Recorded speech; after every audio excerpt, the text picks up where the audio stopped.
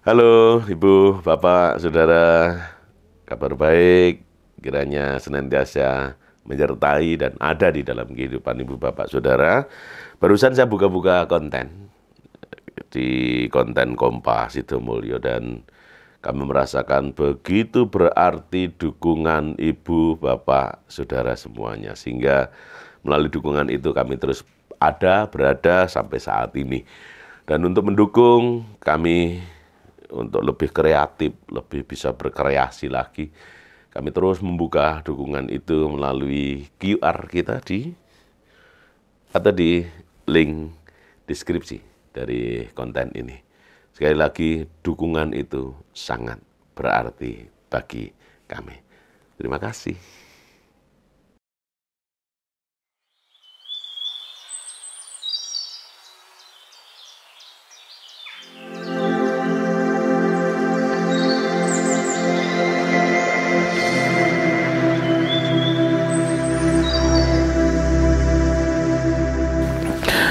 Salam Ibu, Bapak, Saudara yang dikasihi Tuhan, berjumpa kembali di YouTube Kompas Sidomulyo, Bantul, Yogyakarta. Kita bersama menyiapkan hati sebelum kita merenungkan firman Tuhan dalam sapaan sabda di minggu hari ini. Kita bersama berdoa.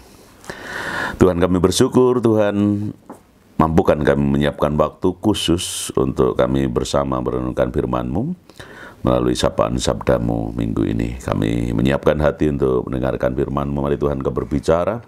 Kami siap mendengarkannya, mengakarkannya, dan melakukannya di dalam kehidupan kami. Pakai hamba-Mu dalam segala keterbatasan, sehingga kami bersama memahami kehendak-Mu, dan kami akarkan juga berlakukan dalam kehidupan kami. Dalam nama Tuhan kami Yesus Kristus. Amin. Baik, Ibu, Bapak, Saudara yang dikasihi Tuhan, bacaan kita minggu hari ini, bacaan kita terambil dari Injil Matius pasal 18. Injil Matius pasal 18 ayat 21 sampai yang ke-35. Injil Matius pasal 18 ayat 21 sampai yang ke-35, perumpamaan tentang pengampunan. Kemudian datanglah Petrus dan berkata kepada Yesus, "Tuhan, sampai berapa kali aku harus mengampuni saudaraku jika ia berbuat dosa terhadap aku? Sampai 7 kali?" Yesus berkata kepadanya, "Bukan. Aku berkata kepadamu bukan sampai 7 kali, melainkan sampai 70 kali 7 kali. Sebab hal kerajaan surga serumpama seorang raja yang hendak mengadakan perhitungan dengan hamba-hambanya. Setelah ia mulai mengadakan penghitungan itu, dihadapkanlah kepadanya seorang yang berhutang 10.000 talenta. Tetapi karena orang itu tidak mampu melunaskan hutangnya, raja itu memerintahkan supaya ia dijual beserta anak istrinya dan segala miliknya untuk pembayaran hutangnya. Maka sujudlah hamba itu menyembah dia, katanya, 'Sabarlah dahulu, segala hutangku akan kulunaskan.' Lalu tergeraklah hati raja itu oleh belas kasihan akan hamba itu, sehingga ia membebaskannya dan menghapuskan hutangnya. Tetapi ketika hamba itu keluar, ia bertemu dengan seorang hamba lain yang berhutang 100 dinar kepadanya. Ia menangkap dan mencekik kawannya itu, katanya, 'Bayar hutangmu.' Maka sujudlah kawannya itu dan memohon kepadanya, 'Sabarlah dahulu, hutangku itu akan kulunaskan.' Tetapi ia menolak dan menyerahkan kawannya itu ke dalam penjara sampai dilunaskannya hutangnya." Melihat itu, kawan-kawannya yang lain sangat sedih, lalu menyampaikan segala yang terjadi kepada tuan mereka. Raja itu menyuruh memanggil orang itu dan berkata kepadanya, "Hai hamba yang jahat, seluruh hutangmu telah kuhapuskan karena engkau memohonnya kepadaku. Bukankah engkau pun harus mengasihani kawanmu seperti aku telah mengasihani engkau?" Maka marahlah tuan itu dan menyerahkannya kepada algojo-algojo sampai ia melunaskan seluruh hutangnya. Maka Bapakku yang di surga akan berbuat demikian juga terhadap kamu, apabila kamu masing-masing tidak mengampuni saudaramu dengan segenap hatimu. Demikian firman Tuhan yang kita terima bersama dari Injil Matius pasal 18, secara khusus ayat 21 sampai yang ke-35. firman ini sebenarnya sangat terkenal, tapi nggak tahu entah ada pengurangan atau, tapi di bagian ayat 35 ini sebagai closing dari firman ini kayaknya kok jadi di dalam refleksi, di dalam implikasi kehidupan iman kita kok kayak berasa tipis banget ya. Bener enggak asumsi saya itu, prediksi saya itu? Saya ingin mengajak ibu bapak saudara untuk merefleksikan bersama firman Tuhan ini dalam bingkai tema ibadah sebagai tanda keselamatan. Ibadah sebagai tanda keselamatan. Di bulan ini, minggu demi minggu, kita belajar untuk membreakdown makna ibadah dalam konteks iman Kristen. Minggu pertama kita bersama membreakdown ibadah sebagai panggilan Tuhan. Minggu kedua kita membreakdown ibadah sebagai kasih, pernyataan tanda kasih kepada sesama kita. Dan minggu ketiga ini, di 17 September ini, kita akan bersama-sama membreakdown ibadah sebagai tanda keselamatan. Itu tema kita saat ini. Nah, pertanyaan muncul mungkin, apa korelasi antara keselamatan dengan pengampunan? Kan narasi di Injil Matius 18 ayat 21 sampai 35 tadi kan berbicara soal pengampunan. Apa korelasinya dengan keselamatan?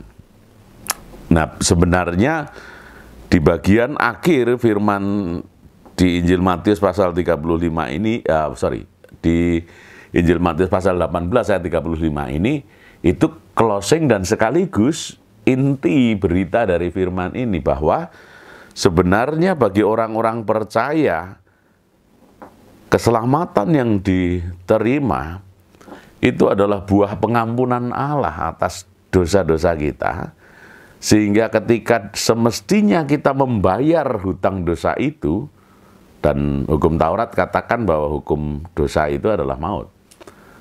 Dan itu bayaran yang mesti kita lakukan. Tetapi kemudian ketika kita sujud memohon kepada Raja kehidupan kita, Raja iman kita, bahwa kita akan tetap berusaha sekalipun ngerti betul bahwa Raja itu kita nggak akan pernah mampu untuk melakukannya, maka muncullah belas kasihan dari Raja itu.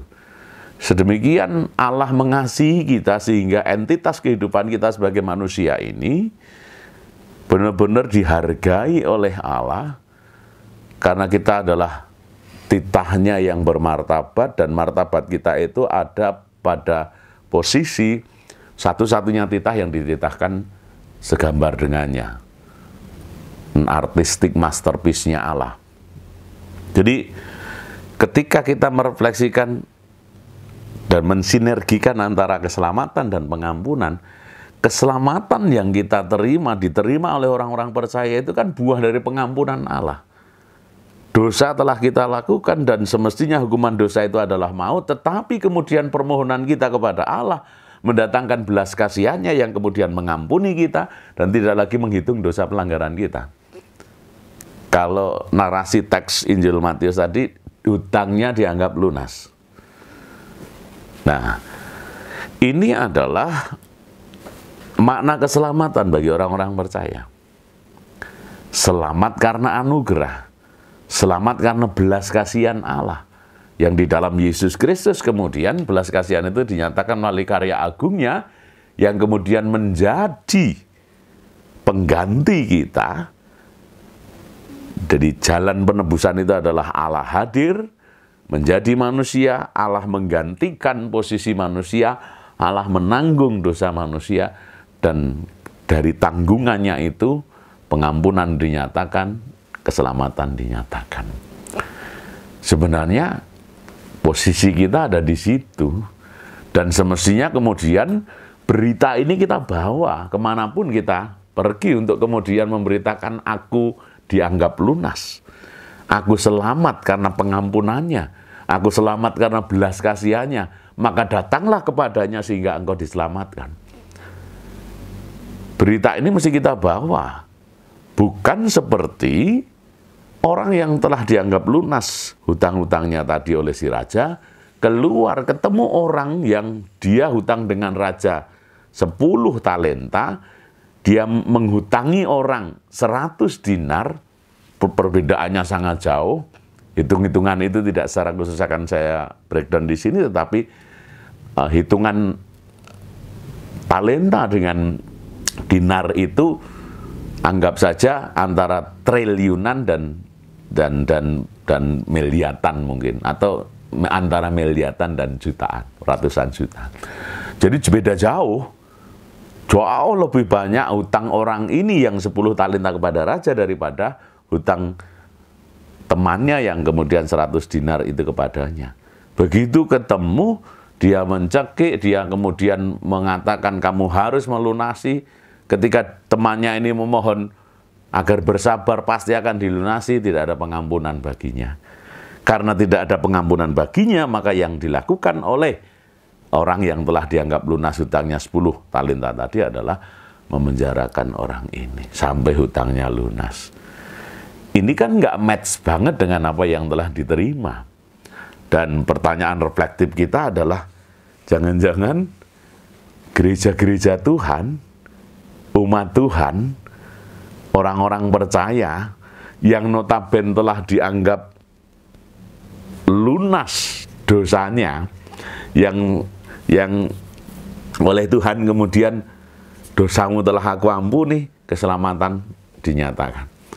Itu kemudian bersikap terhadap orang lain yang sama-sama berdosa, kemudian kita nggak memberikan kesempatan pada mereka untuk kemudian diampuni, mendapatkan pengampunan dan mendapatkan keselamatan itu. Minggu ini kita diajar untuk bagaimana ibadah kita itu bisa menjadi tanda keselamatan. Minggu ini kita diajar untuk bagaimana tanda keselamatan itu nampak dalam ibadah kita. Kembali kita harus membreakdown makna ibadah. Ibadah adalah perbuatan atau pernyataan bakti kita kepada Tuhan, sehingga kita dimampukan untuk menyatakan bakti kita kepada Tuhan itu sesuai dengan apa yang kita yakini.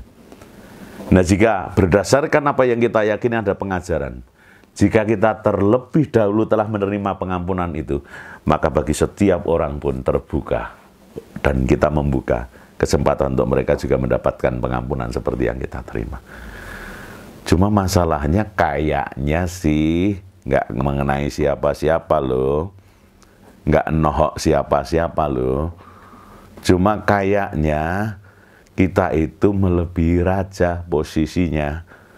Raja yang sudah memberikan pengampunan, penganggapan lunas terhadap utang 10 talenta, kita yang telah dianggap lunas hutang kita, malah menganggap orang lain nggak layak untuk diampuni.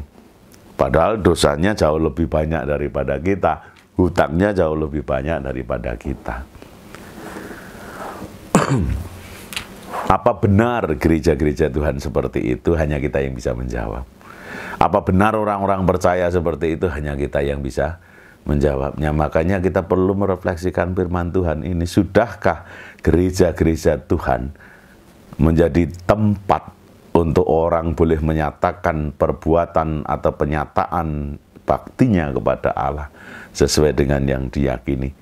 Karena didasarkan pengampunan yang telah Ia nyatakan bagi setiap kita, sehingga ibadah bisa kita pakai sebagai tanda ucapan syukur kita kepada Tuhan atas keselamatan yang telah dianugerahkan. Atau gereja justru menutup diri terhadap mereka yang mau diampuni, mau dianggap lunas oleh Allah. Ini hakku saja kok, yang lain enggak. Atau jangan-jangan kita malah seperti orang yang telah dianggap lunas hutang 10 talentanya tadi.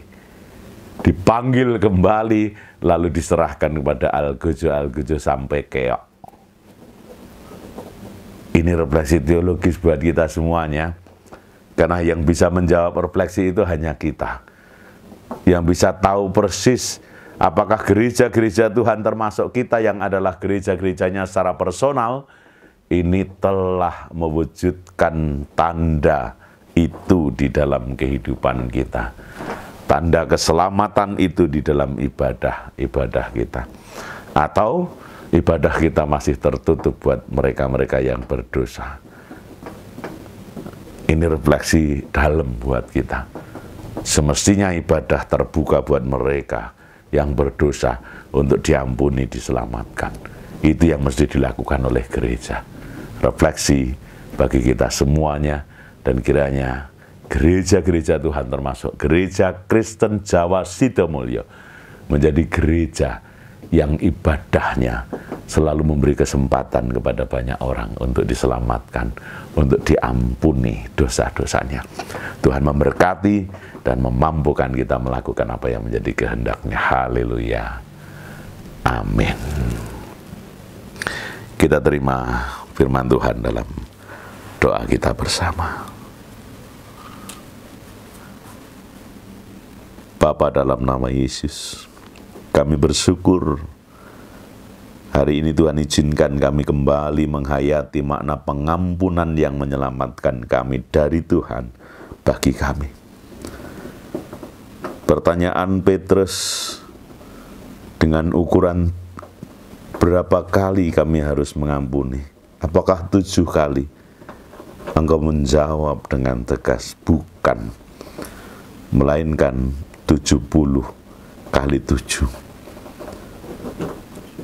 Ada keterbatasan pengampunan, sebagaimana Engkau tidak menghitung dosa dan pelanggaran masa lalu kami.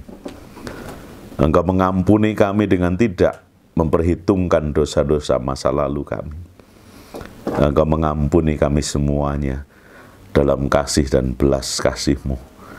Kasih dan belas kasih itulah yang menghantar kami untuk beroleh pengampunan dan keselamatan dari Tuhan. Semestinya ucapan syukur dan juga memberi kesempatan kepada banyak orang untuk bersama diampuni sama seperti kami menerima mengalaminya di dalam pengampunan kehidupan kami. Demikian semestinya kami wujud nyatakan kehendak-Mu itu di dalam kehidupan kami. Bahkan di tengah ibadah kami, di dalam ibadah kami.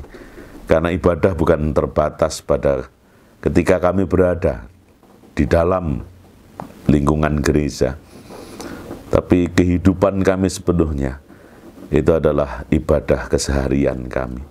Dan jika ibadah keseharian maupun ibadah bersama kami di rumah atau di tempat ibadah-Mu selalu membuka kesempatan bagi setiap orang untuk diampuni dan beroleh keselamatan, betapa mulianya Engkau ya Allah.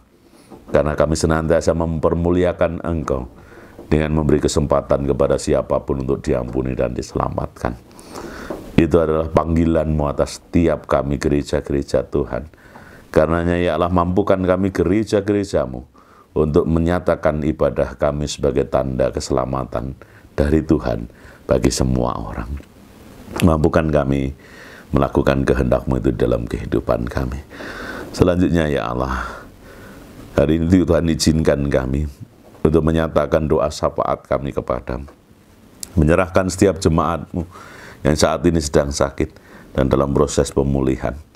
Kami terus menyerahkan, terus mendoakan orang tua kami terkasih, Ibu Jayeng Winarso, yang beberapa waktu keluar masuk rumah sakit dan terus ada di dalam proses pemulihan.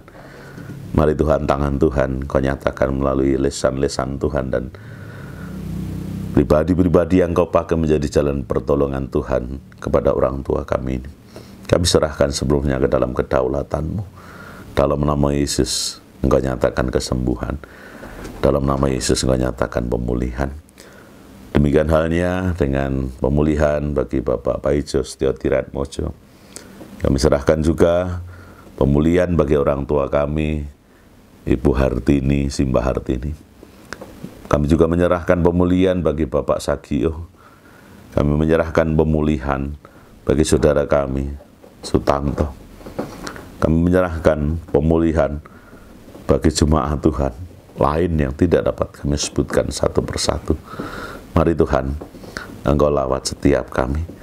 Terima kasih Engkau telah berkenan menjawab doa dan permohonan kami untuk pemulihan saudara kami Tetia, yang beberapa waktu yang lalu mengalami kecelakaan dan saat ini sudah kembali beraktivitas.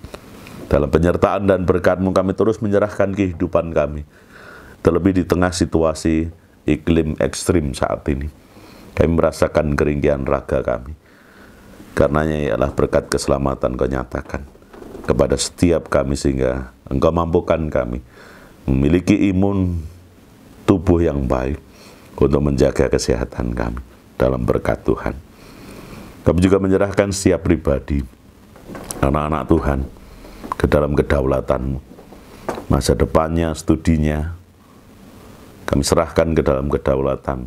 Engkau yang memiliki rencana indah bagi anak-anak kami.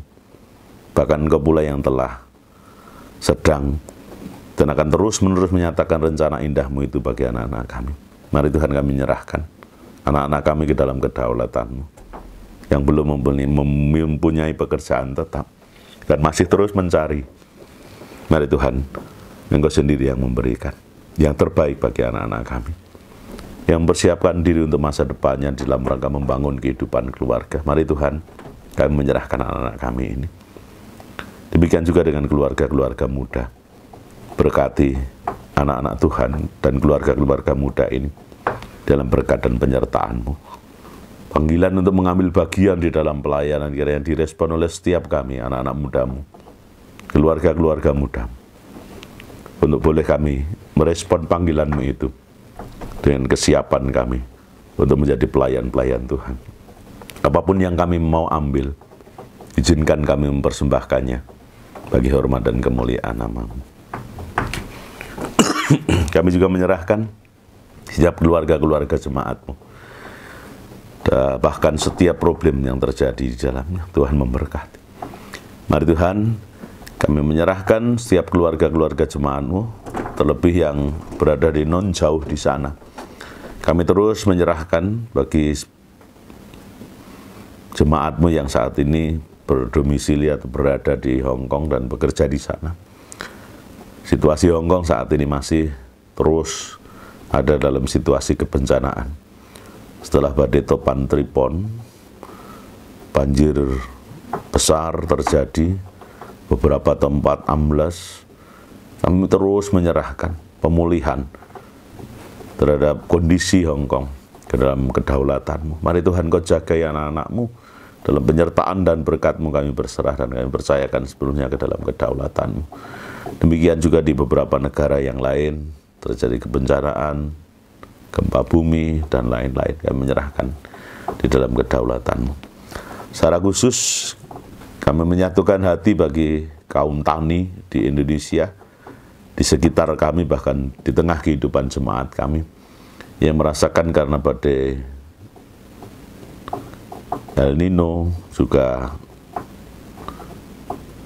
yang berpengaruh terhadap iklim ekstrim ini, sangat berpengaruh terhadap tanaman-tanaman yang kami tanam, sehingga tidak mampu untuk menghasilkan hasil yang baik, ataupun kalaupun menghasilkan tidak ada pada posisi yang dihargai tinggi. Kami menyerahkan semuanya ke dalam kedaulatan-Mu. Mari Tuhan, berkat-Mu Kau nyatakan, mampukan kami untuk berada dalam situasi yang terus menopang kesehatan kami, sekaligus juga menopang usaha-usaha kami, pekerjaan kami. Berkati para kaum tani, dalam berkat Tuhan apa yang ditanam menghasilkan buah dan hasil yang memuaskan menjadi jalan berkat bagi setiap kami. Demikian juga dengan pekerjaan kami masing-masing di luar dunia pertanian. Dalam berkat dan penyertaan-Mu kami berserah dan mempercayakan kehidupan kami dalam berkat-berkat Tuhan. Kami menyerahkan bangsa dan negara kami di masa-masa menjelang pesta demokrasi, masuki tahun 2024 nanti.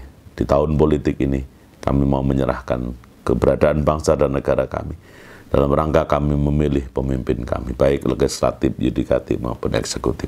Kami menyerahkan semuanya dalam kedaulatan-Mu, sehingga Tuhan mampukan kami memilih pilihan kami, sebagaimana yang Kau tunjukkan bagi setiap kami untuk memilih pemimpin yang terbaik. Dalam berkat dan penyertaan-Mu kami percaya, Tuhan mampukan kami menentukan pilihan kami terbaik bagi hormat dan kemuliaan nama-Mu, bagi kemakmuran dan pembangunan bangsa ini. Kami menyerahkan bangsa ini, kami menyerahkan dunia dalam penyertaan dan berkat Tuhan. Dalam nama Tuhan kami Yesus Kristus, Tuhan dan Juru Selamat kami, yang mengajar kami dengan iman, untuk mengakhiri doa ini dengan doa Bapa kami. Bapa kami yang di surga, dikuduskanlah namamu, datanglah kerajaanmu, jadilah kehendakmu di bumi seperti di surga. Berikanlah kami pada hari makanan kami yang secukupnya, dan ampunilah kami akan kesalahan kami, seperti kami juga mengampuni orang yang bersalah kepada kami. Dan janganlah membawa kami ke dalam pencobaan, tetapi lepaskanlah kami daripada yang jahat. Karena Engkau lah yang punya kerajaan dan kuasa dan kemuliaan sampai selama-lamanya. Amin.